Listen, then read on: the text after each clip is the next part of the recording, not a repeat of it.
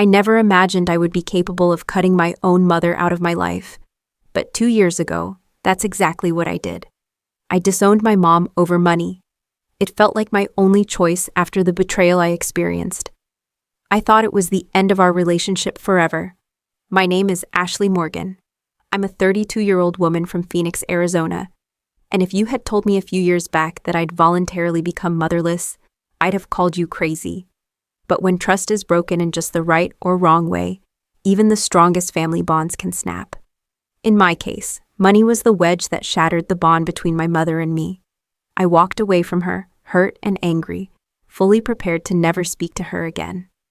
I didn't expect to ever call her mom after what happened. What I really didn't expect was my adopted brother, Jake, stepping in and bringing her back into my life in the most unexpected way. He took our mother in when I had sworn her off, and it forced me to confront everything I tried to bury. This is the story of how my family fell apart, and the twisted way it came back together. It's a story of family betrayal, the price of greed, surprising twists, and ultimately, hard-earned lessons.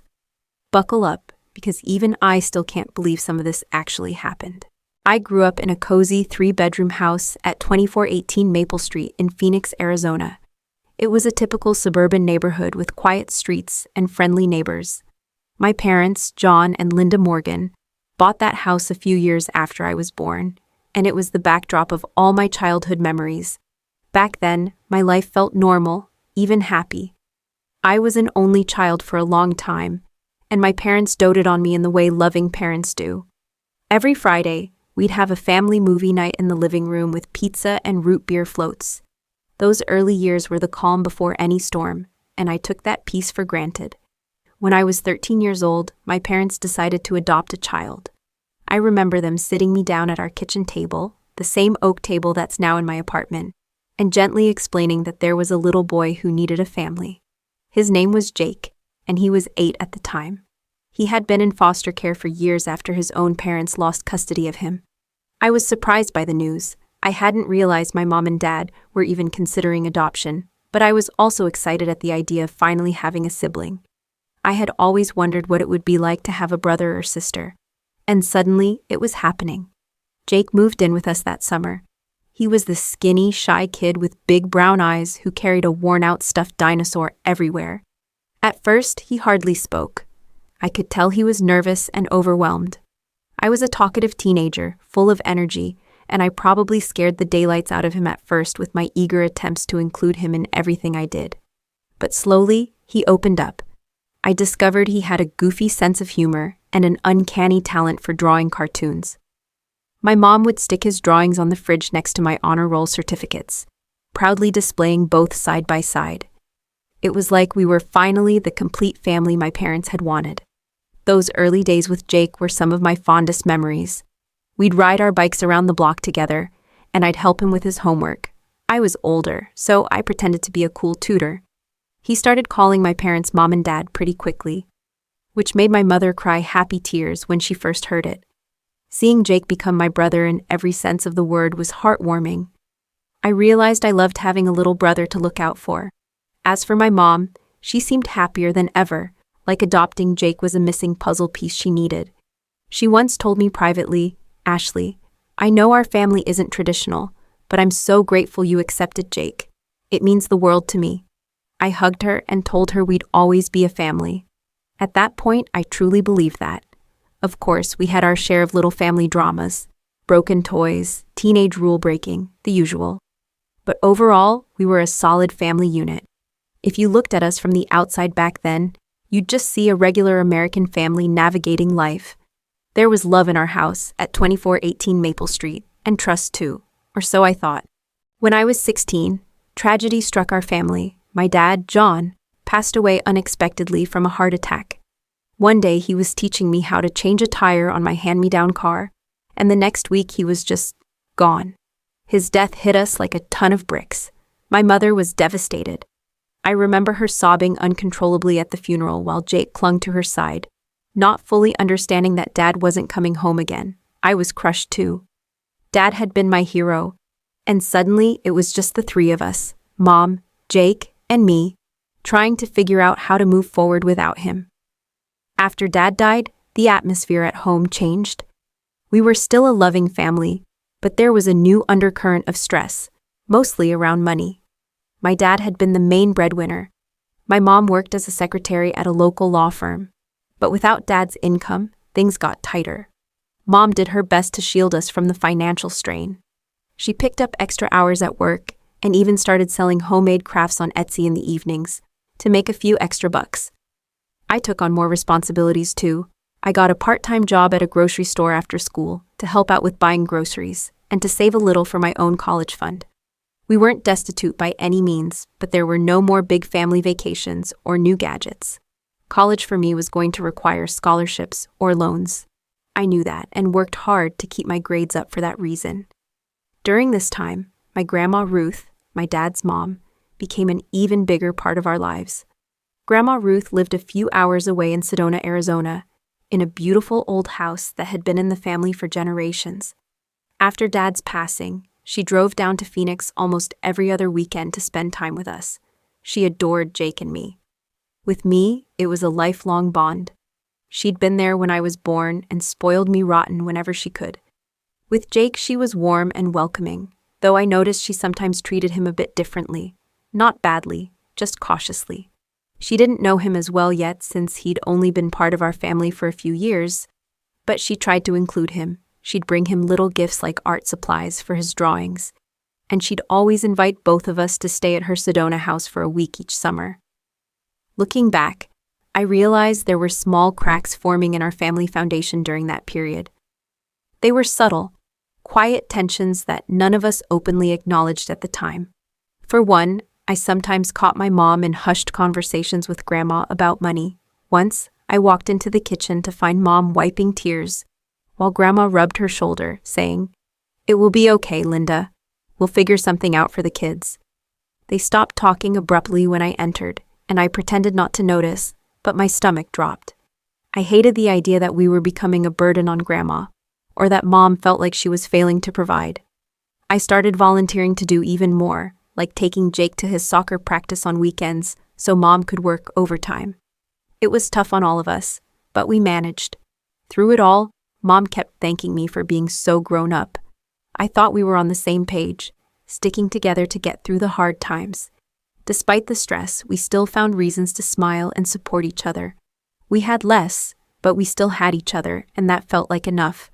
I didn't know it then, but a storm was brewing on the horizon. Another loss was coming, one that would set the stage for the deepest rift yet.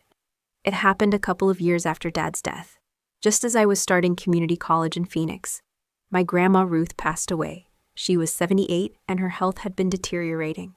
But her death still came as a shock to us. We were grief-stricken all over again. Losing Grandma was hard on Mom especially. Grandma had been not only her mother-in-law, but also her confidant after Dad died. We had no idea then that Grandma's passing would also ignite the conflict that ultimately shattered what remained of our family trust. In the weeks following Grandma Ruth's funeral, we began the grim task of settling her estate. At the reading of Grandma's will in Sedona, I learned she had made some surprising choices. Grandma left her house and a sum of money to me, and her jewelry and a token cash gift to Mom. Jake was not mentioned at all. The omission hung in the air after the lawyer finished reading. Jake stared at his hands. I could see the hurt in his eyes. I felt a pang of guilt and sadness for him. Grandma hadn't known him long, but he was family too, and it must have stung to be left out like that. On the drive back to Phoenix, Mom finally broke the silence. She said, "We need to talk about the house," in a tone that made my stomach twist. She kept saying it wasn't fair that Jake got nothing and that we should sell the Sedona house and use the money for the family. I offered to share some of the inheritance cash with Jake for his college, but I refused to agree to sell Grandma's house, at least not so soon. The conversation went in circles, growing tense and heated. By the time we got home, it was clear Mom was fixated on selling that house, and I was equally determined to keep it. Over the next few weeks, the house in Sedona became an almost daily argument. Mom was relentless. I suggested we rent it out or just wait a year before deciding. But she shot down every idea that didn't involve an immediate sale. Each discussion ended in frustration, her accusing me of being selfish and ungrateful. and me accusing her of being greedy and disrespecting Grandma's memory. It put a strain on every moment at home. Then came the breaking point, the moment that flipped my world upside down. One weekend, I decided to drive up to Sedona by myself. I hadn't been back to Grandma's house since the funeral, and I missed it dearly. I wanted to tidy it up a bit and maybe bring some of Grandma's personal items back home for safekeeping. I didn't tell Mom I was going. I just needed some space and time with my memories. When I arrived at Grandma's house that Saturday, I was shocked to find a moving truck in the driveway and strangers carrying out Grandma's furniture. I felt a surge of panic. I rushed up and asked what was happening. One of the movers casually mentioned that the new owners had bought the place from a Linda Morgan, and they were clearing it out for them. Hearing my mother's name made my heart stop. It was true, she'd sold the house, behind my back and without a word to me. My hands were shaking as I called my mother right there on the driveway. When she answered, I burst out, demanding, "How could you sell the house without telling me?" She sounded defensive and unapologetic. She said she had to act quickly for a cash buyer, and that as the executor, she had the right since I wasn't 21 yet. I was livid. I screamed that it was my house, that Grandma left it to me, and she had no right. She snapped back that she did what was best for the family and that it was already done. I told her in a cold, trembling voice that I was done, too, done with her. Before she could respond, I hung up on my own mother. I sank down on the front steps of what used to be our family home and sobbed as the movers finished their job. In that moment, it felt like I'd lost Grandma all over again, and lost my mother too. Nothing would ever be the same between us. Driving back to Phoenix from Sedona after discovering the house sale, I felt like a zombie. My eyes were dry and stinging from having cried every tear I had. Anger and hurt swirled inside me, but underneath it all was an overwhelming sense of emptiness. The mother I thought I had, the one who would have done anything for her kids, was gone. In her place was someone I didn't recognize, someone who put money above her own daughter's trust. I knew I couldn't go back to the way things were. I couldn't face Mom that night. So I crashed at a friend's place and ignored the one text Mom sent me, "We need to talk." The next morning, I went back home, hoping to grab some essentials while Mom was at work. My heart pounded as I unlocked the door to the house on Maple Street. The silence inside was heavy. I crept to my room and started throwing clothes and toiletries into a duffel bag. I figured I'd stay with my friend Melissa for a few days, at least until I could figure out a more permanent plan. I was zipping up the bag when I heard the front door open. Mom had come home early. My mother appeared in my bedroom doorway, looking worn and red-eyed. "You're leaving?" she asked quietly, taking in the half-empty closet and the bag on my bed. "Yes," I replied, my voice cold and flat. I kept my back to her, busying myself with my bag. My hands were shaking. "Where will you go?" she asked, her tone strangely flat. "I'm staying with a friend for now," I said shortly. I hoisted the duffel onto my shoulder and finally faced her. I had 1,000 things I wanted to shout at her, but I just felt exhausted. "I can't stay here," I added, my voice cracking despite my efforts to keep it steady. Mom stepped into my room. "Ashley, please," she said, reaching a hand out toward me. "We need to talk about this." I did what I had to do. I was only thinking of the family. That made something inside me snap. "The family?" I echoed, a bitter laugh escaping my throat.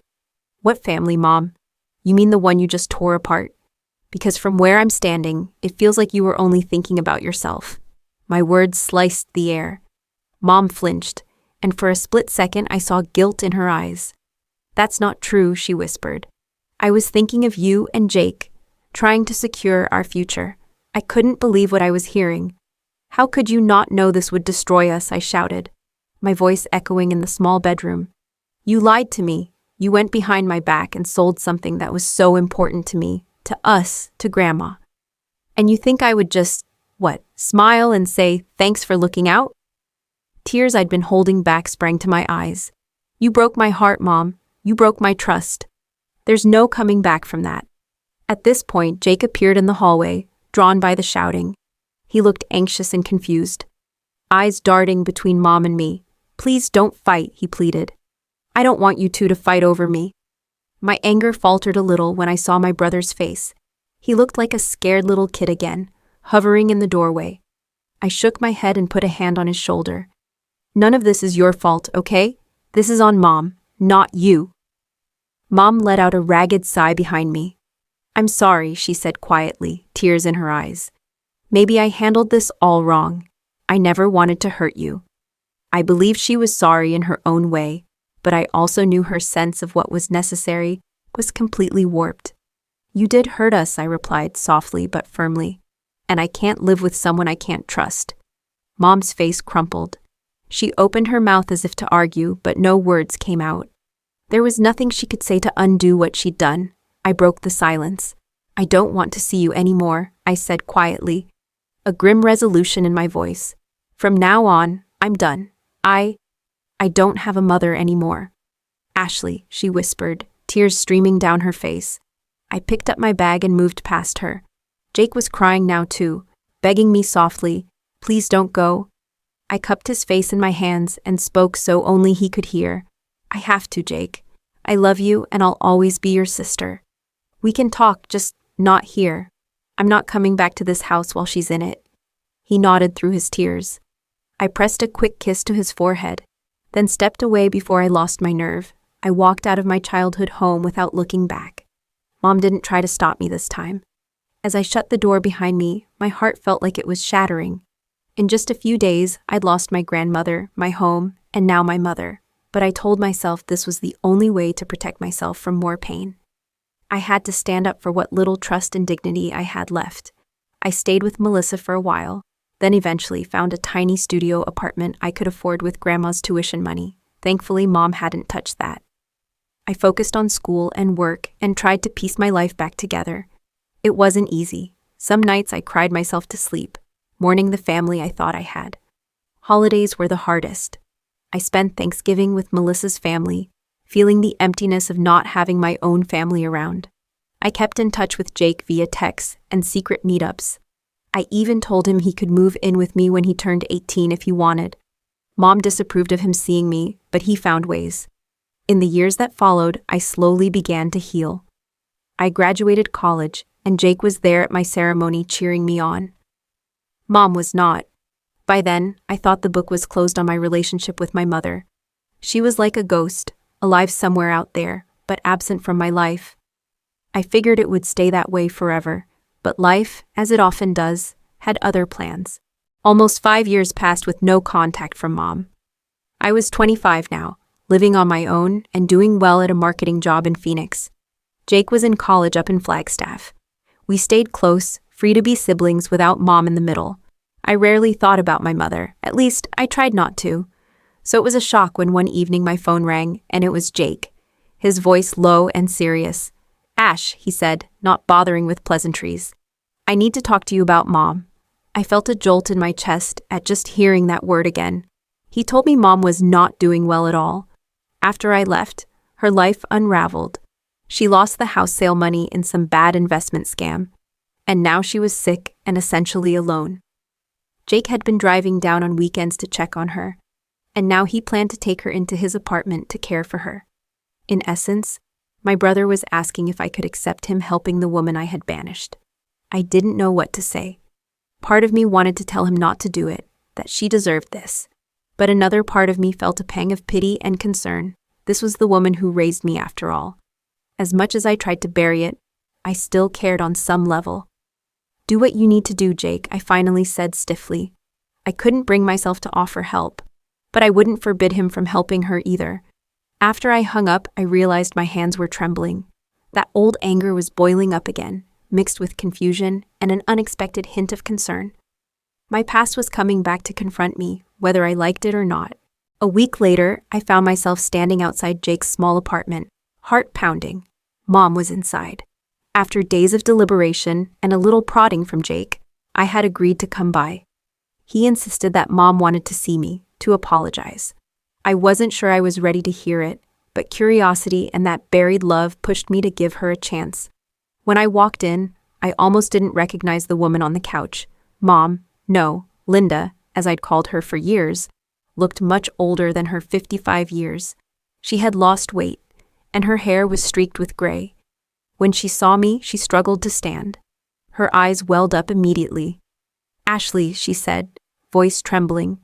It was the first time I'd heard her speak my name in 5 years. My throat tightened.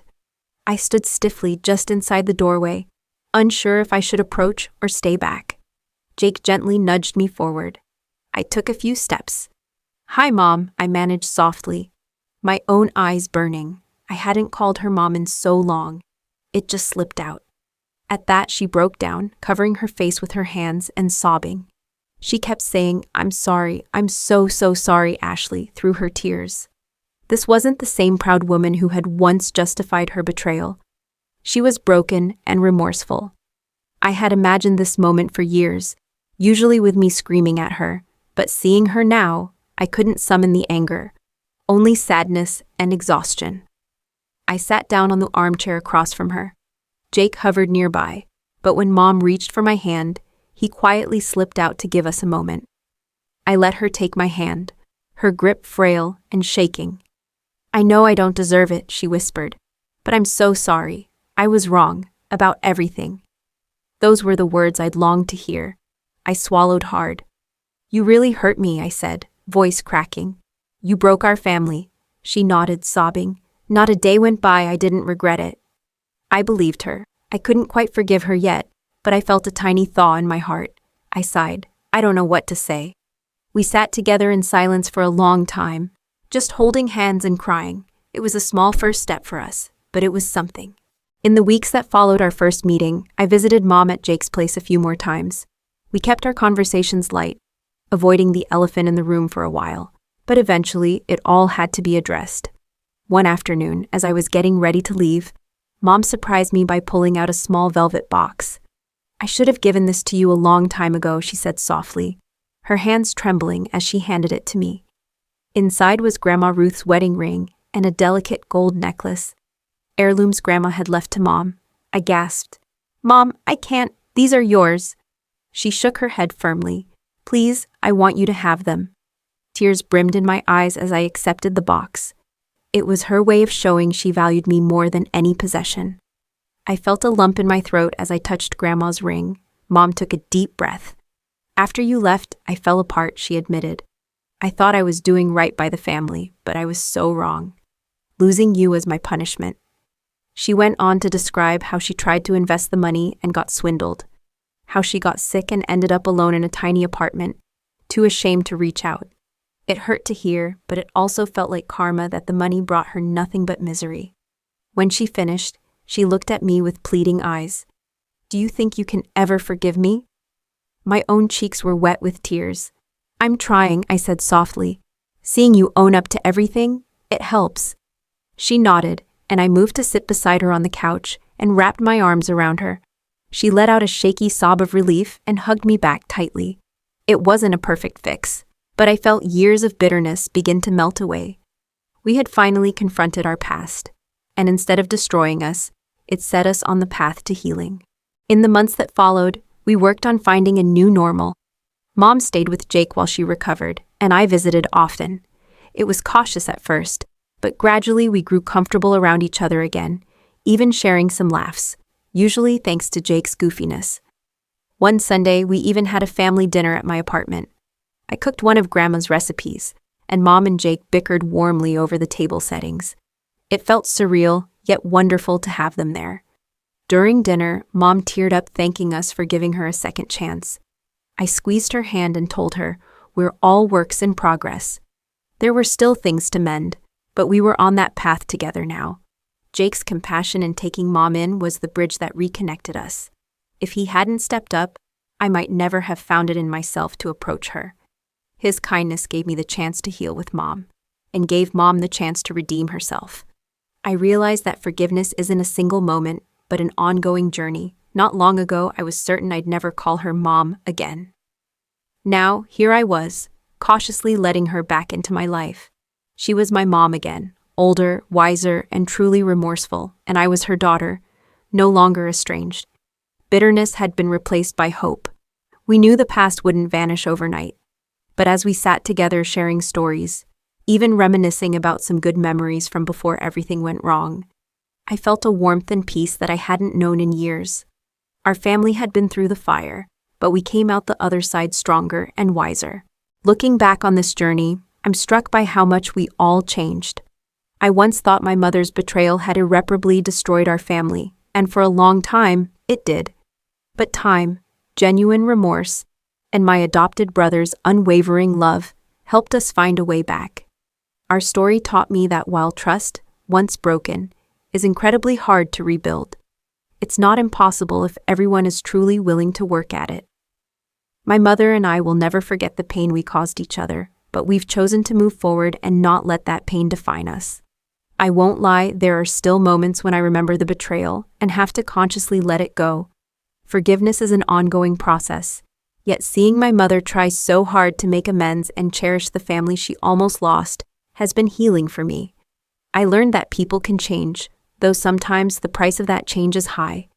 As for Jake, he's the hero of this story. He reminded me what compassion looks like. He refused to give up on Mom, and because of that, none of us gave up on each other. I'm so grateful to him for not only taking Mom back, but for gently guiding me to give her a second chance. In the end, he showed me that reconciliation can be just as powerful as revenge. Our family drama had all the makings of a nightmare, but somehow it became a story of redemption. It took tears, anger, and years of distance, but in the end we found peace. I feel oddly richer for having gone through it all. I got my mom back, and she got her daughter back, and that is worth more to me than any amount of money.